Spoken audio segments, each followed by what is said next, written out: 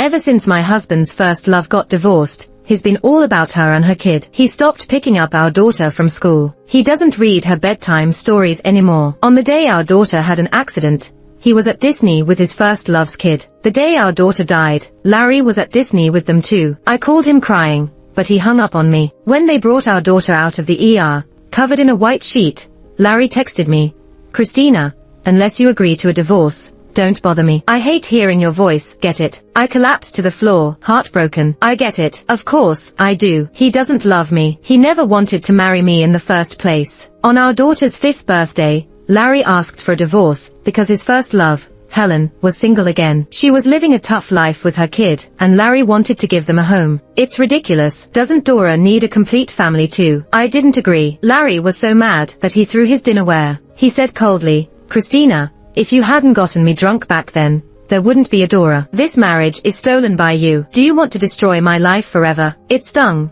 but I forced a smile and said, "If a man is truly drunk, he won't react. Don't blame your weak will. If you weren't willing, how could I have forced you?" Rage filled Larry's eyes. "It's because you seduced me. How else could I be interested in you?" I shook with anger. Pain screamed from every cell in my body. Larry and I grew up together. I had a crush on him for years, but he only had eyes for Helen. When she left him for someone else, I stayed by his side through the toughest times. One night, 6 years ago, after I helped him home drunk, I tried to steal a kiss, but he grabbed me and kissed me deeply. When I asked if he knew who I was, he whispered my name, Christina. He knew. I thought I finally made it, but the next day he said it was a drunken mistake. If it weren't for me getting pregnant with Dora, he wouldn't have married me. He doesn't love me. I foolishly believed I could change his mind someday, but I overestimated myself. In the end, I lost everything miserably. For 6 years, he was lukewarm to me, but at least an okay dad to Dora. Now, he's about to leave Dora for Helen and her kid, who isn't biologically his. I couldn't accept it. Sniffling, I held back tears and said, "Larry, I won't divorce you. Go ahead and stay with Helen. If you're not afraid she'll be seen as the other woman." His anger flared, and he slapped me hard. "Christina, how can you be so vile?" he shouted. The pain spread from my cheek to my heart, eating away at my nerves. I staggered and took a step back. Then, I heard Dora crying from the bedroom door. "Daddy, don't hit Mommy. Stop fighting." Larry froze. I rushed to hug Dora. "It's okay, sweetie. Daddy and Mommy aren't fighting." Just as Larry was about to comfort her, his phone rang. It was Helen. Her daughter was sick and needed a ride to the hospital. Without hesitation, Larry was leaving. Dora clung to his shirt and pleaded, "Daddy, don't go. You haven't been home for so long. You said you'd celebrate my birthday." Since Helen came back, Larry's been all about her and her daughter. He stopped picking Dora up from school, telling bedtime stories, and taking her to play. He didn't even come home much. If it weren't Dora's birthday, he probably wouldn't have come at all. Despite her pleading, he left. Dora asked me tearfully, "Mommy, does Daddy not want me anymore?" That question broke my heart. I hugged her tight, choking back my tears, saying, "Of course not. Daddy loves you. He'd never leave you." But I underestimated how much Larry cared for Helen. The next night, my stomach hurt so bad from my chronic condition that I couldn't stand it. Dora called Larry, crying, "Daddy, Mommy's sick. Can you take her to the hospital?" After a pause, he laughed coldly. "Christina, are you still playing games to trick me into coming home? Your lies are bad enough. Don't teach our daughter to do the same." I could hear Helen in the background. "Larry, Tina won't eat again." Larry's voice softened immediately. "I'll handle it," he said, ignoring Dora and me as he hung up. Now, not just my stomach, but my heart ached to the point of suffocation. I dragged myself up and swallowed some meds. Dora hesitated, asking, "Mommy, who's the lady on the phone? Who's Tina?" I didn't know how to explain. How could I tell her that Daddy was leaving us for another woman and her kid? After getting Dora to sleep, even in her dreams, she called out for her daddy. Before falling asleep, I got a video from Helen. In it, Larry handed a peeled apple to Tina, who thanked him with a smile. He stroked her hair, saying gently, "Good girl, eat more fruit to stay strong." It was a perfect scene of family bliss, weaving pain tighter around my heart, suffocating me. Helen kept messaging, "See, we're a happy family. Christina, Larry doesn't love you. If you have any dignity, stop clinging to him. You need to return what you stole." At first, she looked down on Larry for his average background. That's why she dumped him and married a rich guy. Now, after divorcing her financially struggling husband, she's back trying to find successful Larry again. The funny part, Larry still treats her like a queen. In the end, it's just Dora and me who got hurt. About 2 weeks later, I got a sudden call at work from Emily, Dora's kindergarten teacher. The moment I heard Emily's teary voice, my heart sank. She said Dora fell from a slide and hit her head, and she was being rushed to the hospital. Panicking, I hurried to the hospital. Fear took over, and I cried uncontrollably. With shaking hands, I called Larry. In moments like this, I needed someone to lean on. I wished Larry would tell me, "Christina, don't worry. Our daughter will be all right." But every time I called, he coldly hung up. Grief churned in my chest, and I was close to breaking point. The lights in the emergency room went out. I rushed over, only to see Dora being wheeled out under a white sheet. I dropped to my knees, pleading with the doctors to save her. All they offered me was their condolences. I no longer had a daughter. My Dora was gone. A notification buzzed on my phone. I looked down and saw a message from Larry. "Christina, unless you agree to a divorce, stop bothering me. I hate hearing your voice, get it?" Almost immediately, Helen sent me a photo. The background was Disneyland. Tina, wearing deer ears, was in Larry's arms, holding cotton candy, smiling broadly. Helen wrote, "Christina, how long are you going to cling to Larry? Can't you see we are a happy family?" Overwhelmed with pain, I wept on the floor. "Larry, rest assured, I won't cling to you anymore." That day, I held Dora's cold body and cried endlessly. My Dora, she was so good, so sweet and understanding, so kind. How could she die? If she were alive, seeing me cry like this, she would hug me tightly and say, "Mom, don't be sad. I'm here with you." Why was fate so cruel to take Dora away? Is this karma? Maybe I shouldn't have pursued Larry, who never belonged to me anyway. If I had turned him down that night, I wouldn't be here now. I cried until the sky lightened with dawn. My eyes swelled up like peaches, and my voice was hoarse. Finally, I sent Larry a message in numb despair. "I agree, let's get divorced." This time, he called back immediately. He sounded desperate, afraid I'd change my mind. "I'll fly back today. Tomorrow, we'll get the divorce papers. Christina, I'll send you child support every month. I won't neglect you and Dora." Tears flowed uncontrollably. My voice sounded raw and broken. "Larry, there's no need for support. Dora doesn't need your money anymore. She doesn't need your love either." Larry, irritated, "What are you talking about? Even if we divorce, Dora is still my daughter. That will never change." My heart ached fiercely, and trembling, I said, "Larry, Dora is dead. You don't have a daughter anymore." He stopped breathing for a moment. After a long silence, he suddenly laughed bitterly, lying to himself. "Christina, are you crazy? I knew you didn't want to divorce, but I didn't think you'd stoop to cursing our daughter, just to trick me into coming home." Even now, he thought I was deceiving him. Immense pain hit me like a tsunami. I screamed through my sobs, "Larry, Dora is dead. Our daughter, she's dead. She's lying in the morgue right now." Larry's breathing turned heavy with fury. "Christina, shut up. Dora couldn't be dead. My daughter is waiting for me at home. She's waiting for me to tell her stories, teach her to draw, play Legos, and take her to the amusement park. How could she be dead?" Turns out, he remembers how much Dora longed for him to come home and spend time with her. But what did he do instead? On the 16th last month, he promised to join Dora for the parent-child event at her kindergarten, but he bailed, because he was busy helping Tina get into a new school that day. Last Saturday, he promised to take Dora on an outdoor trip. He ditched that too, because he went with Helen and Tina to the aquarium to watch dolphins. He knew how disappointed and sad Dora was, yet he kept prioritizing Helen and her daughter over her. The pain in my heart intensified. Through gritted teeth, I said, "Larry, you were never fit to be Dora's father." When Larry returned, Dora was already taken to the funeral home. His mother cried into his arms, "Larry, you're finally back. Go see Dora one last time." I looked coldly at pale-faced Larry. He dragged his heavy feet, step by step, slowly moving to Dora's side. His fingers gently brushed Dora's hair. His eyes were bloodshot, his voice nearly choking. "Dora, Daddy is here. Stop sleeping. Open your eyes and look at Daddy, okay? Didn't you want to go to Disneyland? If you wake up now, Daddy will take you right away. I won't break my promise this time." Dora had always wished for her dad to take her to Disneyland, but Larry always said he was too busy, that she had to wait. Yet when Dora died in the operating room, he was at Disneyland, with Helen and her daughter. Thinking of this, I couldn't stop shaking. I raised my hand and slapped him twice. "You don't deserve to be Dora's dad. Get out, get out." Larry stood there, pale and hunched, letting me hit and curse him. Larry's mom stepped forward to stop me, who was all emotional. "Christina, we're just as heartbroken as you are about this. Larry loved Dora so much. You shouldn't blame him. If he truly loved her,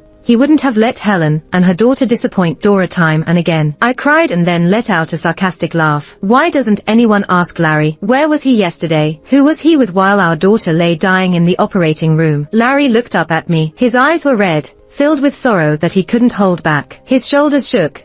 He was on the verge of breaking down. After a while, he dropped to his knees in front of Dora and cried, "Dora, Daddy didn't mean it. I thought there was more time. I thought I had time to do all the things you loved with you. I never expected you to. Dora, please don't punish Daddy like this. Please wake up, honey. Wake up. My Dora died yesterday. There's no more future." I glared at him hatefully. Larry, stop crying. You lost Dora, but you still have a daughter. Doesn't Tina call you Daddy, too? Larry's body went rigid. His eyes filled with deep regret and pain. His lips quivered as he struggled to speak. "I'm sorry, Christina. I'm so sorry. I was wrong. It's all my fault. Please stop. Don't say any more. Larry, from now on, Dora and I don't need your apologies." On the night of Dora's funeral, I held her clothes and curled up on her little bed, sobbing uncontrollably. I thought about Mother's Day this year. She used her chubby little hands to wash and dry my feet. Then she asked in her tiny voice, "Mommy, am I a good girl?" I smiled and tapped her cute little nose. "My Dora is the most well-behaved and adorable girl in the world." She giggled and snuggled into my arms. "Mommy, when I grow up, I can help you with chores." "Dora, my poor baby girl. How could you leave Mommy? How am I supposed to live without you?" In my grief, I clenched my teeth, took a blade, and cut my wrist. The blood flowed crimson red. The overwhelming pain swallowed me whole. "Dora, wait for Mommy. I'll come find you soon." As my consciousness faded, I saw Larry's panicked face. Christina, don't sleep," he called out anxiously. "I lost Dora.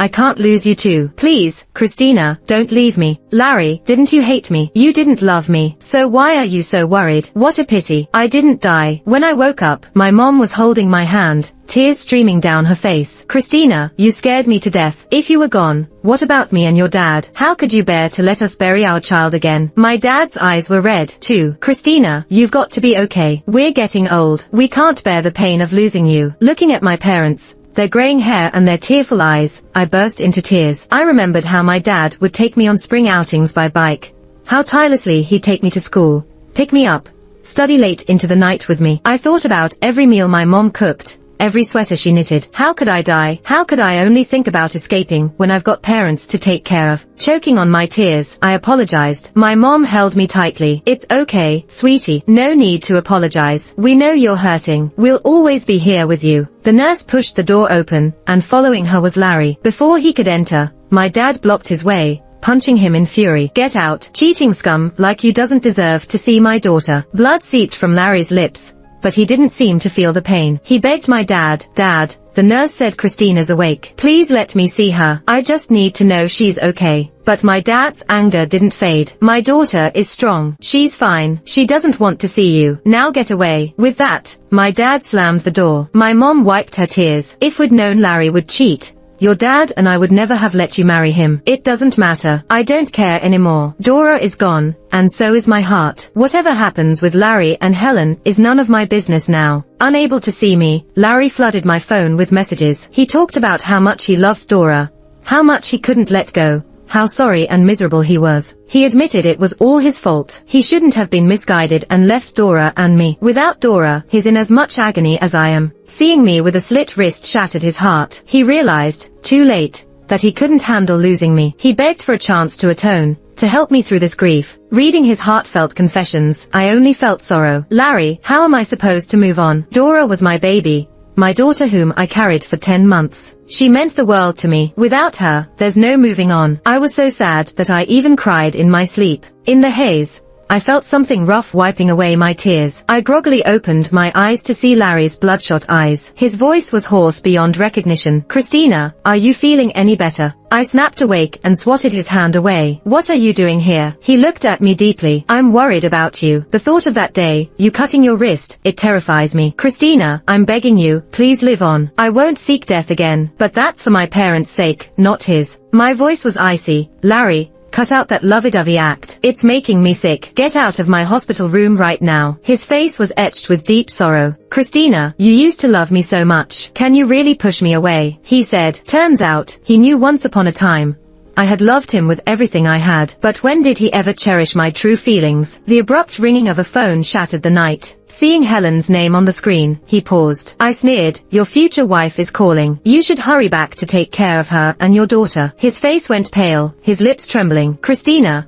I know I was wrong. I'll cut ties with her completely, I promise." He answered the call. Helen's anxious voice rang out. "Larry, Tina had a nightmare. She's crying and won't stop. Could you comfort her? You know she listens to you the best." Larry's brow furrowed, his voice as cool as ice. "Helen, stop contacting me from now on. After everything, I've realized the one I truly love is Christina. I've hurt her too many times, and I don't want to hurt her anymore. Don't reach out to me again." Helen started crying dramatically. Larry ignored her and hung up the call, then blocked her right in front of me. "Christina, I won't see her again. Can we start fresh? Please, give me a chance to make it up to you." My heart ached. Feeling disillusioned, I asked in despair, "Start over. Can you bring Dora back to life?" His face turned gloomy, eyes full of pain. I looked at him coldly and pointed to the door. "If you can't, then leave." He stood up in defeat and stumbled out, looking utterly desolate. After I was discharged, I asked Larry for a divorce. He refused to sign the papers. 2 months ago, he was afraid I'd cling to him. Now, he's the one who won't let go. It's ridiculous. I stormed into his office and smashed many things in anger. He didn't get mad, letting me vent. "If it makes you feel better, you can destroy the whole company, and I won't stop you." I threw a glass of water in his face and yelled, "You're insane." Before storming out, before heading home, I stopped by the supermarket. In the candy aisle,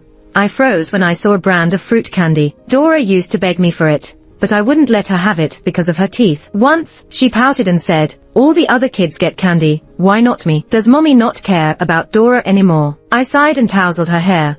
"I'll get you mangosteen and oranges. Let's eat more fruit and skip the candy, okay?" Hearing that, she was sorely disappointed. Thinking of her sad little face filled me with regret. I took a deep breath, calmed myself, and went to grab the candy. But someone else got there first. A woman snatched the last 6 bags. As she tossed them into her cart, I realized it was Helen. "Sorry, Tina loves this brand of candy. As her mom, I have to get it for her," she said sarcastically. "But if your daughter likes it, too, I can spare you a bag." Seeing my shock, she smirked. "Oops, I forgot. You don't have a daughter anymore, right?" Bitter about being dumped by Larry, Helen took it out on me. "Isn't it karma?" she taunted. "You stole my man, and he took away your daughter. It's only fair." Furious, I slapped her. "What kind of person are you?" A perfect handprint bloomed on her cheek. Incensed, she insulted me as she yanked at my hair, and we started fighting. Staff called the police. At the station, both Helen and I looked disheveled, faces marked by nails. Larry arrived with a lawyer, and Helen played the victim. "Larry, Christina hit me first. I had no choice but to defend myself." "Why be with such a hot-headed woman?" Larry cut in coldly. "Shut your mouth. It's not your place to lecture Christina." Helen's face turned sour. Seeing the scratch on my cheek, his eyes softened with pity. He raised a hand to touch the wound,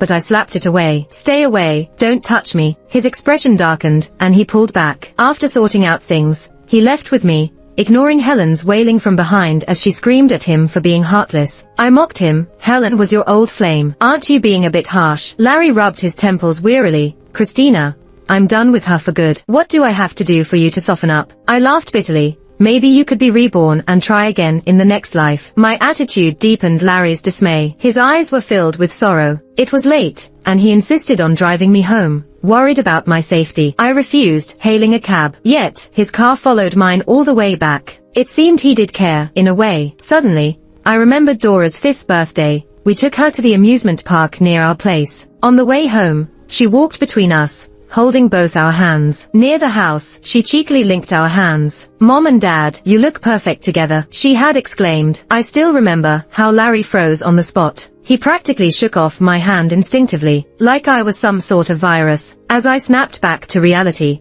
I realized the car had stopped outside the apartment complex. I got out, and Larry followed. I looked at him with disdain, impatiently saying, "Larry, don't you know how annoying you are?" Larry's voice was hoarse. "I'm just worried about you.